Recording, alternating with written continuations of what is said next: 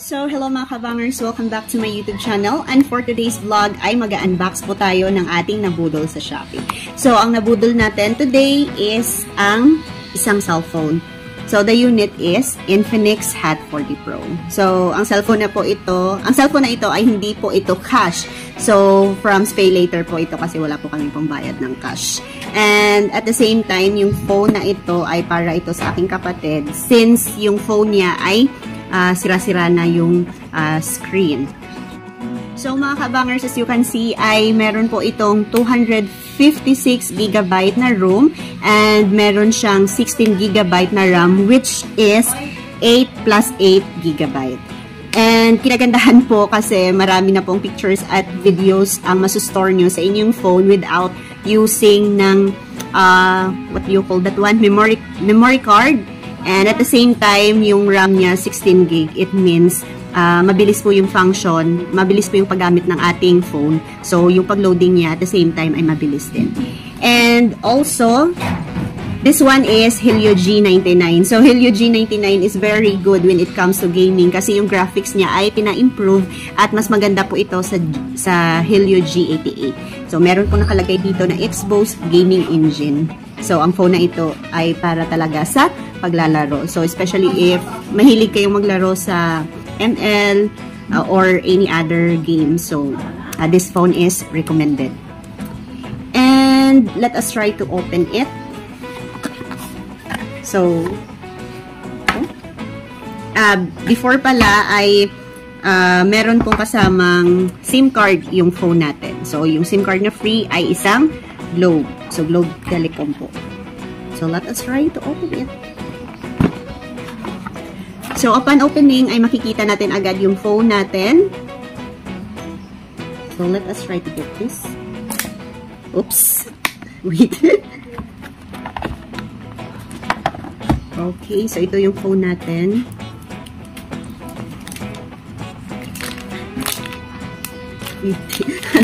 Parang ayaw pang matanggal. Oh my gosh. Tanggalin na lang natin ito. So, mga kabangers, ito po yung phone niya. So, pasensyahan nyo na. So, ayan. Alam naman natin na bago malinis talaga. So, ayan. Ito yung front. At ito po yung back. So, yung kulay niya ay blue na may parang sky blue at purple. So, I don't know the exact name ng color niya but ilalagay ko na lang po yung choices ng color na pwede nyong pagpipilian. So, yung camera naman, when it comes sa camera, ay ito po ay isang triple camera na mayroong 108 megapixel. So, yung selfie naman niya ay mayroong 32 megapixel. So, if pagbabasihan natin, if mabigat or lightweight, so, hindi naman siya gano'ng mabigat, tama lamang. So, pang phone lang. And, let's go. So, this one. So, I like it kasi may separate siyang lalagyan ng phone. Next is this one. So, the next one is ito yung pin na ginagamit sa paglagay ng ating SIM card. And, this one is the warranty card. So, meron po tayong warranty card. Before that, so, bakit nga ba sa online kami nag-order at hindi sa malapit na store? So, again, yung phone na ito ay hindi po cash. So, from Pay Later po ito sa Shopee. And nag-order kami sa online kasi, yes, first reason, wala po kaming pang cash. And yung store na nabilhan namin or nakuhaan namin ay mismong store ng Infinix. At also, trusted naman siya kasi store siya mismo ng Infinix. At kapag babasahin nyo yung reviews, so 4.9 naman yung rating and at the same time yung reviews is super legit. So that's why hindi ako kinabahan na mag-purchase sa Shopee. So mga kabangers, let's try to open it na. So ayan, bali kanina ay na-set up ko na siya. So ito yung makikita natin sa screen. So, as you can see, I don't know if this one, yung background niya ay for gaming. Kasi ngayon, hindi na ako masyadong naglalaro. So, I'm not familiar na sa mga bagong games or yung mga pag-games. So this one, so na-notice ko na meron ditong character na makikita natin sa box niya. And at the same time, if you're going to turn it on, meron din character na makikita sa phone. So I'm not sure if yung character is from games na nalalaro sa ating phone or from anime. So sorry if hindi ako familiar masyado. So this one, I really like it. But maybe it's from online game. Kasi yung phone na ito ay naka-design for gaming. So, ayan. Ito po yung makikita natin. So, I really like it kasi pang gaming talaga yung features niya.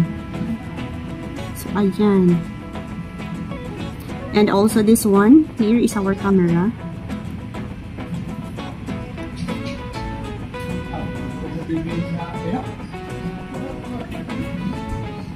So, ito yung camera natin. So, ayan.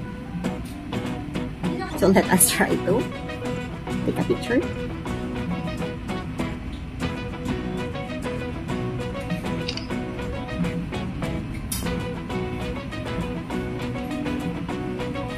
So, hindi masyado kita yung mukha ko kasi meron po tayo ditong light sa front ng ating phones.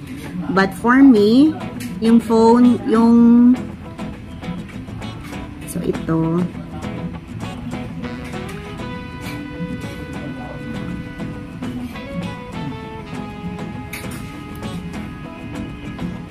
But for me, maganda po yung camera niya.